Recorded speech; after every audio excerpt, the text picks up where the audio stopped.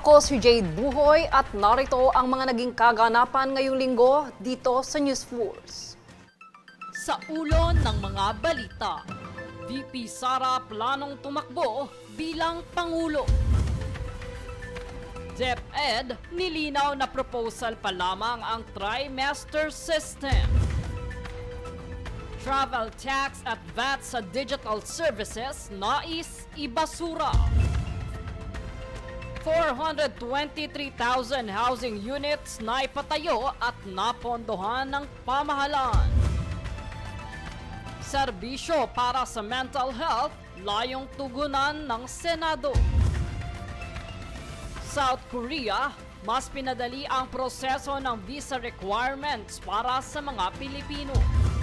Patas at pantay na balita, komprehensibong ulat para sa pulso ng masa. Ito ang News Force. Para sa tampok na balita ngayong linggo, Vice President Sara Duterte nagpahayag ng kanyang deklarasyon maging kandidato bilang Pangulo sa taong 2028. Kasabay nito nanghingi rin siya ng paumanhin sa masa. Ang detalye tunghayan sa ulat na ito. Humihingi ako ng paumanhin. Patawad kung tinulungan ko mahalal si BBM. Yan ang naging pahayag ni Vice President Sara Duterte kasabay ng paghingi niya ng paumanhin sa pakikipag-alyansa noong 2022 elections kay Pangulong Ferdinand Marcos Jr. The kind of experience we need, not only to sustain the growth and development spurred by the current administration, but also to bring a more prosperous future. We must protect President Bongbong Marcos. Ngayon nilinaw ni VP Sara na bigo umano ang kasalukuyang administrasyon na tuparin ang mga pangakong reforma, partikular sa kalusugan, infrastruktura, ugnayang panlabas at kampanya kontra kriminalidad. Nakita ko na ang kawalan ng katapatan ni Bongbong Marcos Jr. sa mga pangakong binitawan noong kampanya. Dito kanyang inihayag ang intensyong tumakbo bilang Pangulo ng Bansa. Ako si Sara Duterte. Tatakbo bilang Pangulo ng Pilipinas. Matatandaan kinaharap ni VP Sara ang impeachment case noong nakaraang taon, ngunit ibinasura ng Supreme Court. Dahil hindi ko kinaya na maging bahagi ng 2025 national budget na tadtad ng katiwalian. Pinili kong umalis sa kabinete kahit alam ko na mula pa noong 2023 na ang magiging kapalit ay ang aking impeachment. Sa kabila nito, nagpahayag ang Makabayan Bloc na ang maagang pag-anunsyo ng VP Sara ng pagtakbo sa 2028 ay isang desperadong hakbang upang umano'y ilihis ang usapin at umano'y takasan na rin ang pananagutan sa mga alegasyon ng korupsyon at maling paggamit ng confidential funds. Ang laban para sa pananagutan ay malinaw na hindi po pamumulitika at dapat hindi na talaga umiwas dun sa paniningil ng taong bayan. Ito si VP Sara Duterte. Giit nila, ang impeachment ay hindi politika, kundi isang konstitusyonal na proseso ng pananagutan na dapat harapin at sagutin ng Vice-Presidente. Hindi po pamumulitika yung paghahanap ng taong bayan ng pananagutan. At ang pag-file ng impeachment complaint at ang pag-insist na mag-go through ang impeachment process sa mga paraang nakalatag sa konstitusyon, nakalatag sa mga regulasyon, ay nasa tama lang po. Jade Buhoy, nag-uulat para sa Golden Nation Network. Kaugnay na balita, Presidential Spokesperson Claire Castro naglabas din ng report na di umano'y dapat ihingi rin ng tawad ni Vice President Sara Duterte. Aniya, ilan na nga ba ang flood control projects na ginawa ng kanyang ama na si dating Pangulong Rodrigo Duterte na aniya ay hindi naman naramdaman? Sinabi niya kanina na hiningi niya ng tawad dahil nalulunod tayo sa baha. Pero tandaan po natin, ilan po bang flood control projects merong itinatag? Di umano ang kanyang ama. 13,917 na flood control projects na mukhang hindi naramdaman. Dahil kung meron 13,917 flood control projects, dapat naramdaman natin at medyo humupa ang pagbaha sa Pilipinas. Huwag niya rin pong kalimutan. Ito, akin pong kinuha ng mga report. 2016, meron pong local lane na bagyo na Nina na nagdulot din ng pagbaha. 2017, Orduha.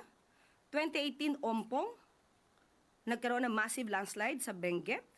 2019, Tisoy. 2020, Ambo. Lahat po ito ay may pagbaha. Taong 2020, Rolly. Ito po ang strongest landfalling typhoon ng 2020. Nandyan din po ang Ulysses, Odette at Agaton. So, hindi po pwedeng magmalinis na wala nangyaring pagbabaha sa panahon ng kanyang ama. Dagdag pa niya, hindi lamang ito ang dapat ihingi ng tawad ng Vice-Presidente.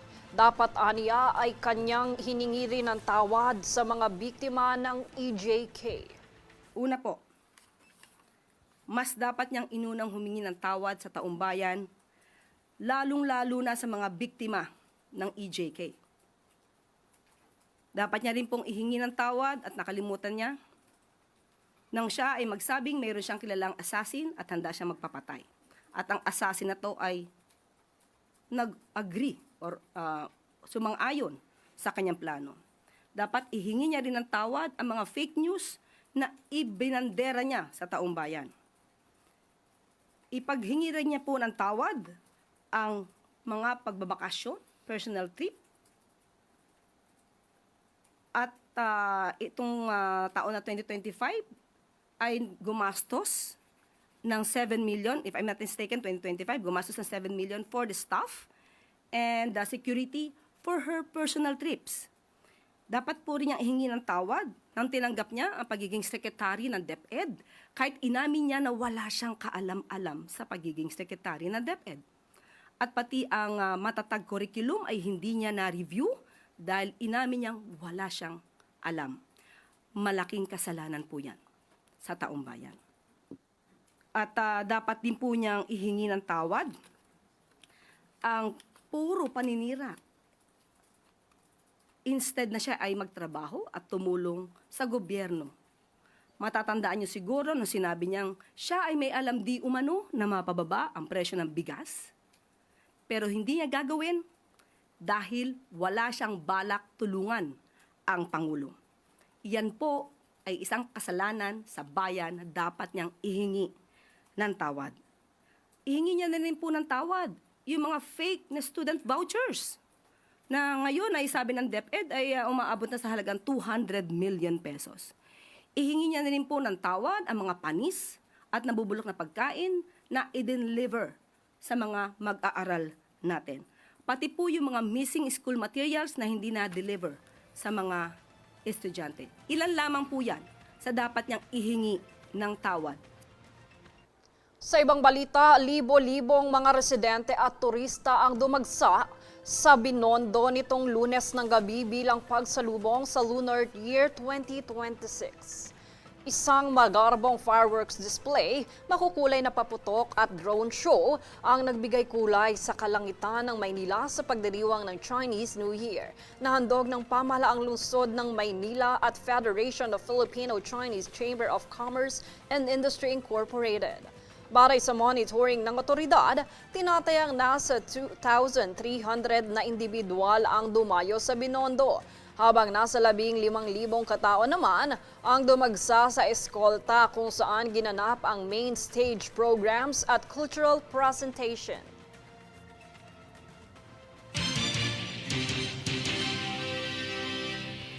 Samantala, nilinaw ng Department of Education o DepEd na proposal at sinusuri pa lamang ang trimester system at wala pang pinal na desisyon ukol dito. Kasalukuyan pa umano itong sumasailalim sa konsultasyon at patuloy silang makikipag-ugnayan sa mga education officials at stakeholders upang matiyak na mapapakinggan ang lahat ng opinyon. Nauna nang inihayag ng DepEd na layon ng panukala na maisaayos ang paggamit ng academic time at mabawasan ang workload pressure ng mga guro. Ang trimester system ay paghahati ng school year sa 3 terms, kung saan nakatakda ang first trimester sa June hanggang September, habang mula September hanggang December para sa second term, at January hanggang March naman ang itatakbo ng third trimester.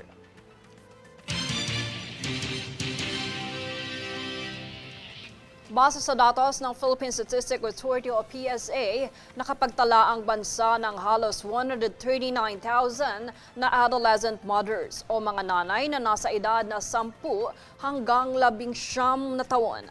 Calabarzon ang may pinakamataas na naitalang teen mothers na nasa higit 16,000 na sinundan ng Central Luzon at National Capital Region.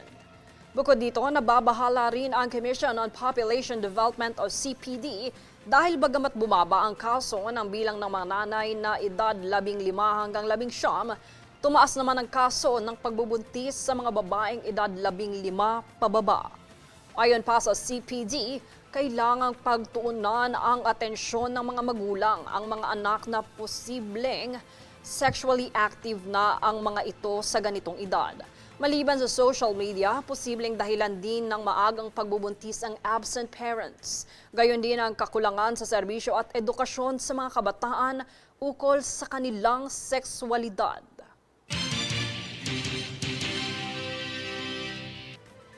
Nilinaw naman ng Department of Social Welfare and Development o DSWD ang mga panuntunan sa ilalim ng Expanded Solo Parents Welfare Act matapos ang mga maling akala kung bakit may ilang aplikante ang hindi nabigyan ng Solo Parent ID.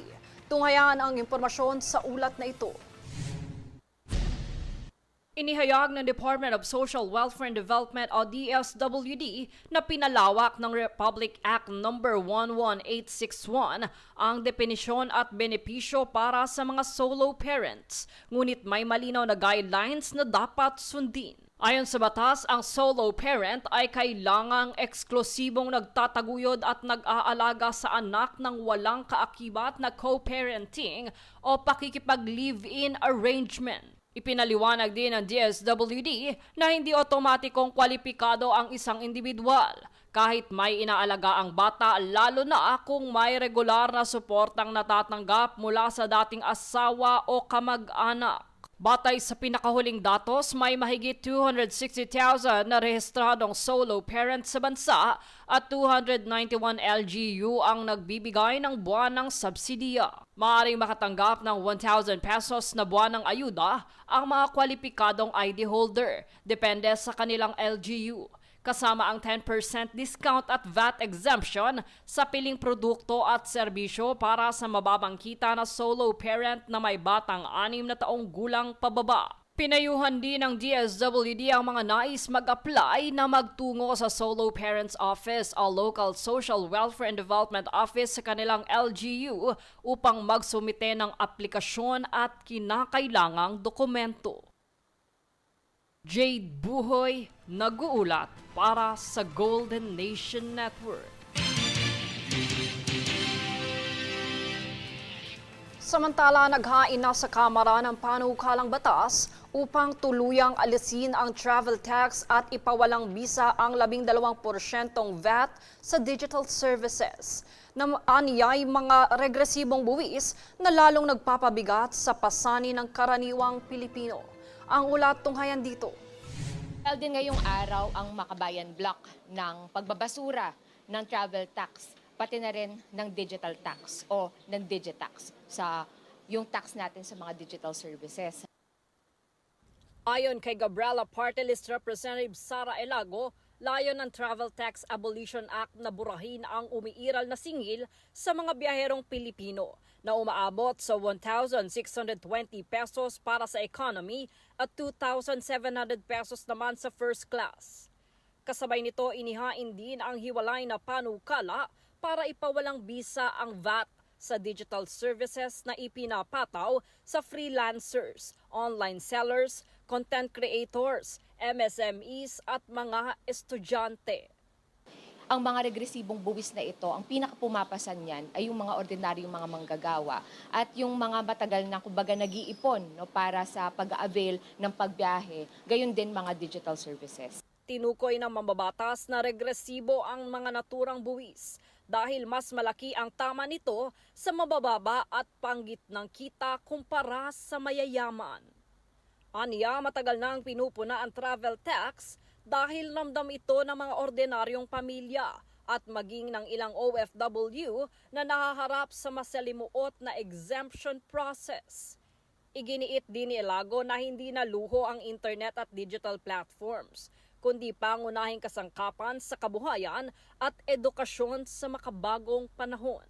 Sobra-sobra na yung patong-patong na buwis habang todo-todo rin yung pagnanakaw sa kaban ng bayan. Nananawagan din si Kabataan Party List Representative Rene Co na ang pinakamayaman at malaking korporasyon ang magbayad ng tamang buwis. Malalaking korporasyon, malalaking negosyo ang patawan ng mas malaking buwis o ang mga pinakamayayamang mga Pilipino rather than tuloy-tuloy na tax breaks na ibinibigay sa kanila. And yung mga mayayaman naman pong nasa posisyon ng kapangyarihan, ang tuloy-tuloy ding gumaganansya gamit ang kaban ng bayan. Sa halip na ipataw ito sa karaniwang Pilipino, nahirap na sa mataas na presyo ng bilihin at mababang sahod. Jade Buhoy, nag-uulat para sa Golden Nation Network. Susunod sa News Force. Anunsyo ni BP Sara para sa 2028, umani ng reaksyon sa mga senador. Lumang sistema ng dynasty, nais tibagin ng Senado. 5 araw na wellness leave para sa DepEd employees, ipinatupad. Manatiling nakatutok para sa higit pang mga balita sa pagbabalik ng News Force.